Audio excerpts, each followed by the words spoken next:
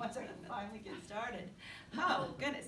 No, Bill and Janie are in St. Louis. They got invited to Thanksgiving with the son's in-laws, and he called me and he wanted me to flip-flop with him, which was fine, and he was going to teach last Sunday, and then they canceled it, and he said he knew I would be sure. He knew about that and had switched, so he wouldn't have to teach and I would.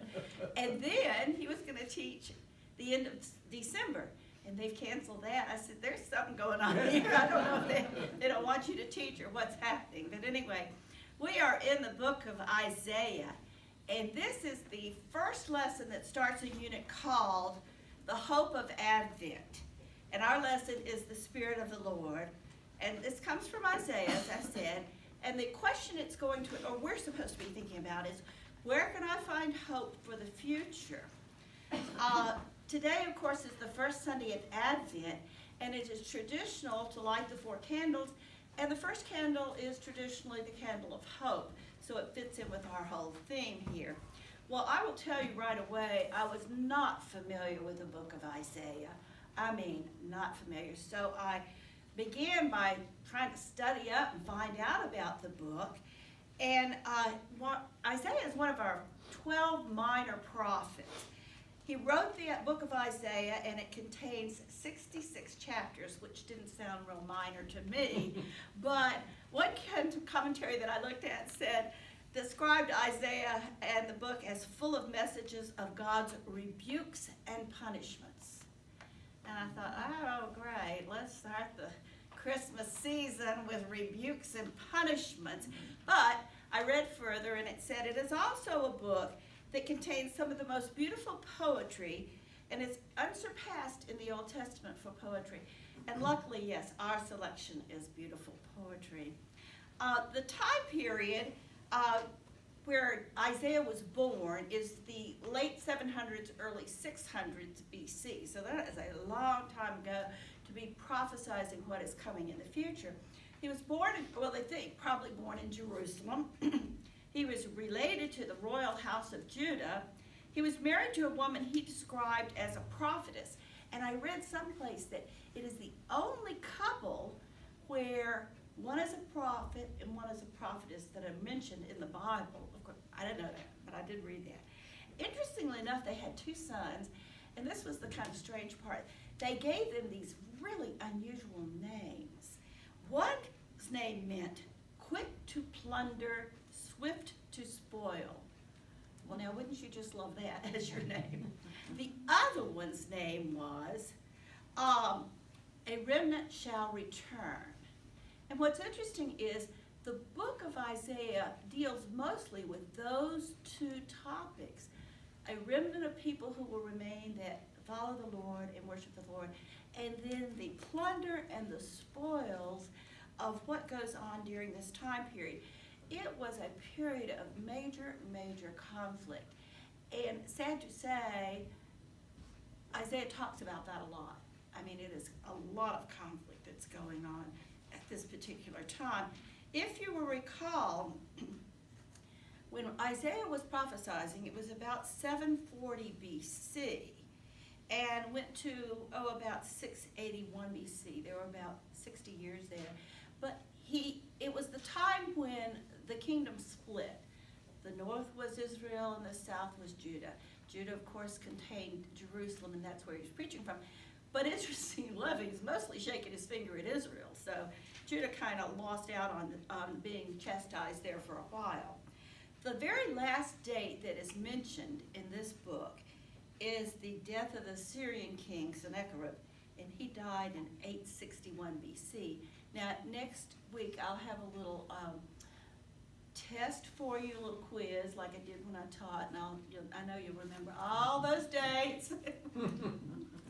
At any rate, we are in the 11th chapter. Now, Isaiah, interestingly enough, is divided into 3 big sections, and every section is divided into smaller sections. And chapter 11 is part of a section that goes from chapter 7 to 12, and it's called the Book of Emmanuel. And it is there that Isaiah speaks of the great prophecy concerning Emmanuel. Now, as Christians, we associate Emmanuel with the coming of the Christ child. Uh, think about it, it's about 600 or 700 years before that. And most of the commentaries say that's possible. But he could have been talking about a child that was coming, that was bringing a message to King Ahaz, who was fighting the Assyrians at the time. There were lots of options for it. But for our sake, and the fact that it's the beginning of Advent, I think we're going to look at this as the coming of the Lord and listen to what he has to say about it. Chapter 11, before it starts, he has described all of this destruction that has been brought about by Assyria as a punishment to Israel. Well, a well-known Assyrian king named Tiglath-Pileser, remember that? I'll probably test you on that one. And he forced everybody into being a vassal state, including Israel. And they had to pay tribute. Well, Isaiah warned Israel that God would protect them and God would bring about destruction. But if they wanted peace, they didn't want to listen and wait for God to help them out with this fight with Assyria.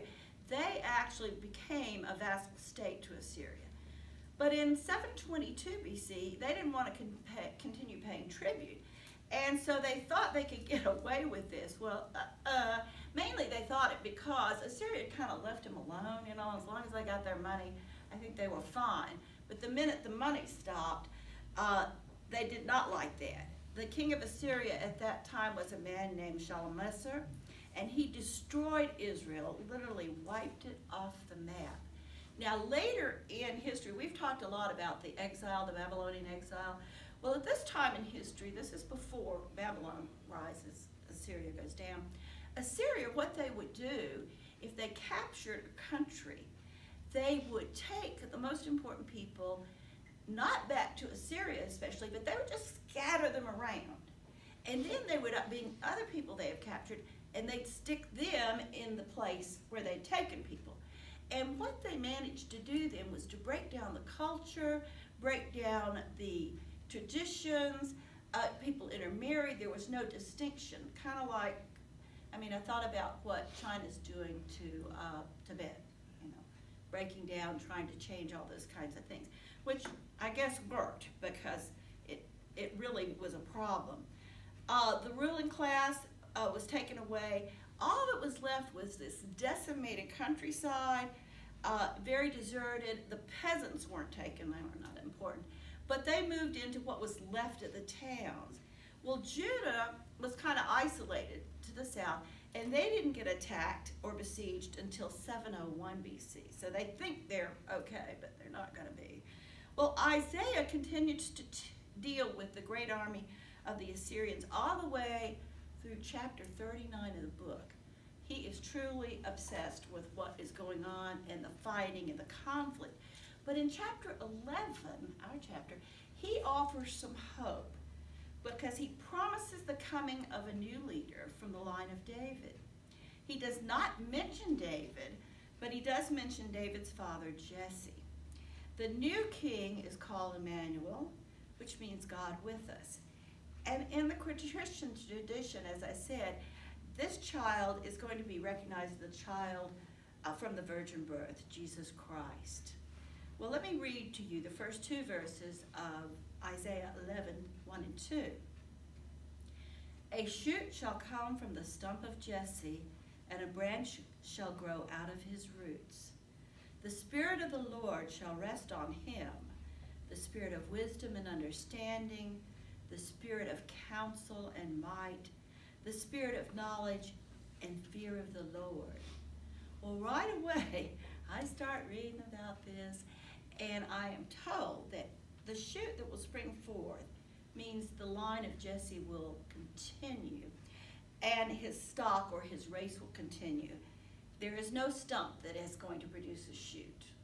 I think this is like just major biology. It's not going to happen. But it will come from the trunk or a stem. A new shoot is the new king that he is prophesizing, or the Messiah. He uses that term also. God's Spirit will rest on this new king, and it will ensure that he is filled with wisdom and understanding, counsel, might, knowledge, and fear of the Lord. At the time Isaiah is prophesying, the kings have been pretty rapacious. They have not been fair, especially in Judah. He criticizes them for treating the poor and the meek, not treating them very well. And he's real critical of this. So the new king is offering a new idea about how to rule and how to judge. So he talks about it further in verses 3 through 5. His delight shall be in the fear of the Lord. He shall not judge by what his eyes see, or decide by what his eyes hear. But with righteousness he shall judge the poor, and decide the equity of the meek of the earth. He shall strike the earth with his rod of his mouth, and with the breath of his lips he shall kill the wicked. Righteousness shall be the belt around his waist, and faithfulness the belt around his loins. Well, Isaiah, as I said, was very, very concerned about a new king and describing a new king whose judgments would be based on wisdom. He will look beyond what he sees and what he hears. He won't be influenced by the wealthy or by flattery. He can't be bribed. He will judge the poor and the meek fairly, and he won't expect a handout from them for whatever judgment he hands down. He is going to be someone who saw the way of the world and how the rich works against the poor. And this new king will judge with righteousness. Flattery, power, wealth are not going to sway him, and he will defend the poor and offer them justice. So, as I said, Judah had really been criticized for this. I suspect Israel did the same thing. It is a king who derives his power from God, he described. He will not have an army. He will bring about justice through his word, through his mouth, through what he says. By verse 5, we're to understand that this coming king will be known for righteousness and faithfulness. And he will continue to display these attributes over and over and over again. He won't get tired of being good, and he will continue.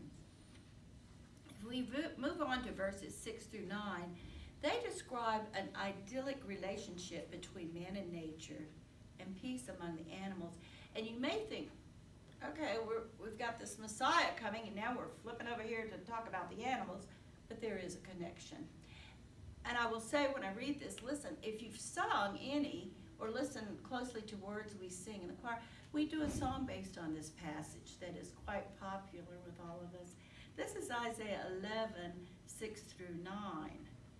The wolf shall live with the lamb, and the leopard shall lie down with the kid.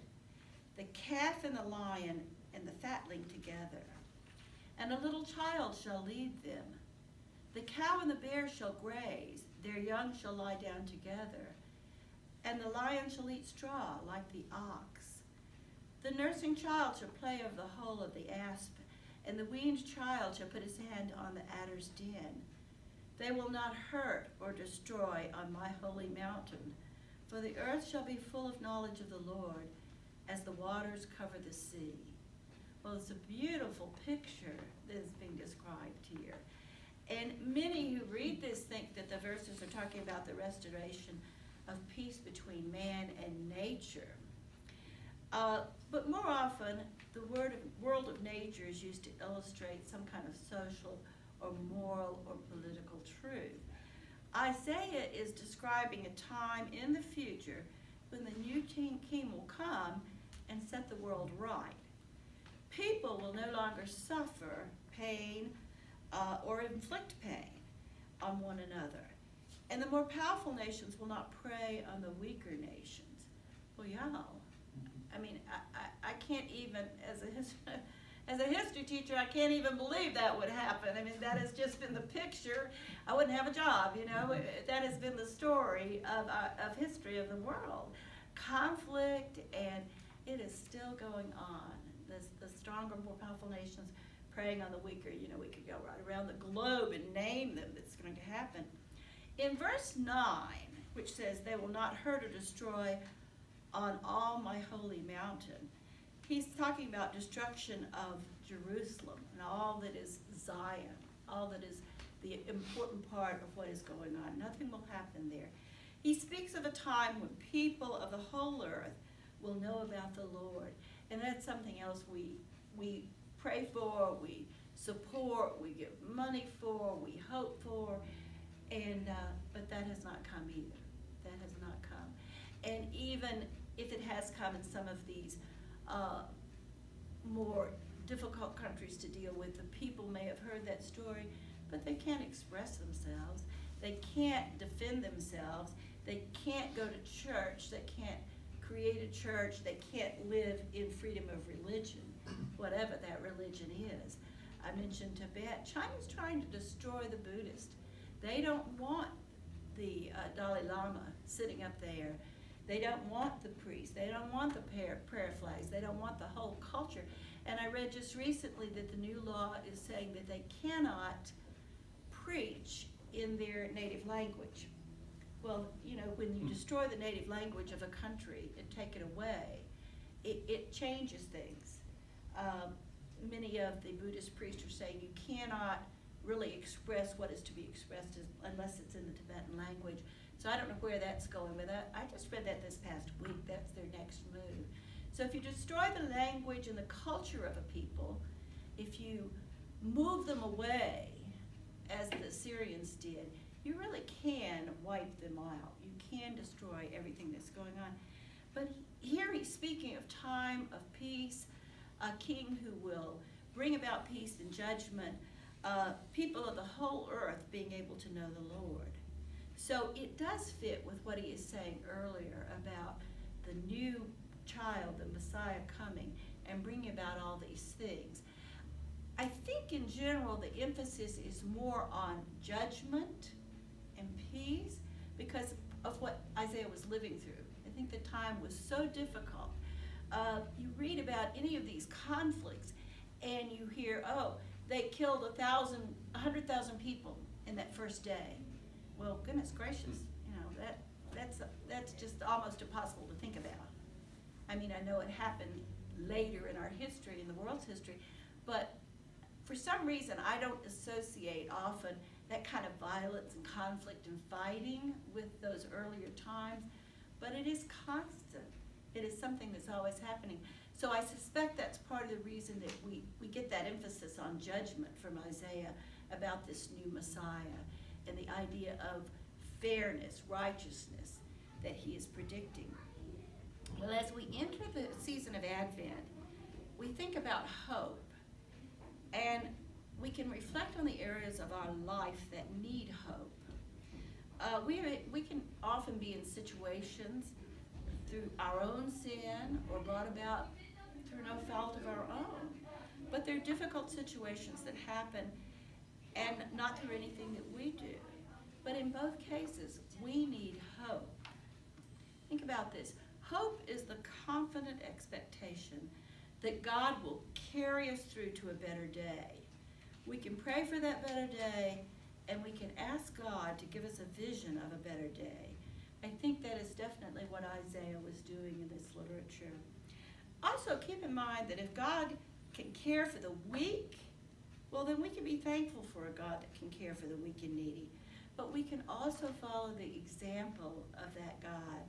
We can do what we can to find the person or place that could benefit from our care, our time, our support. We can also remind others that God is there for them. Just like y'all, you're getting ready to talk about church with this person that you just met, and you're naturally doing it. It's not something you consciously have to think of, you just do it. We can spread hope, and that was kind of what I took away from this lesson about hope. Any comments? I will say I think it's hard to believe this prophecy because we've had 900 years since he was prophesizing thereabouts, and we're still waiting for it, are we not? We are still waiting for the changes. Not the Messiah, but we are still waiting for those changes in the world. But I think we can't lose hope. I think that's where we are. Anybody else? There's a verse a little later in Isaiah that I like, 41:10. Mm-hmm. Fear not, for I am with you. Be not dismayed, for I am your God. I will strengthen you. Yes, I will help you. I will uphold you with my righteous right hand. Oh, there we go. I like that Righteousness. verse. Yes, yes. And it's a verse of hope, is it not? It is definitely a verse of hope. Yes. There's a saying that I've seen, and the only one I'm not 100% sure about is the food. I think most Americans could live 2 months without food and problem. You can live 3 to 4 days without water, but the other thing, you can't live a second without hope. You know? Right. If you give up hope, it's all over, huh? Yeah. If you don't have Yep. the expectation that God will be there and provide for you. And I think there's probably around the world, there's a lot of that, is there not?